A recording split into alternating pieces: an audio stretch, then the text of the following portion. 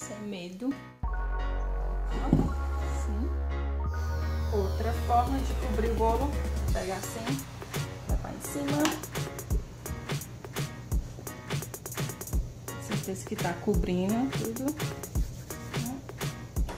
Abre, abre, abre, fica abrindo, abrindo. Faça isso todo ao redor do bolo, abrindo.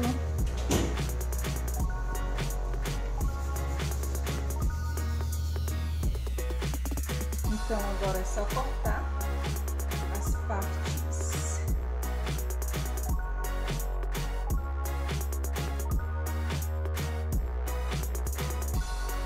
Então é assim que se cobre um bolo. Se vocês gostaram desse tutorial, deixe seu gostei e se inscreva no canal.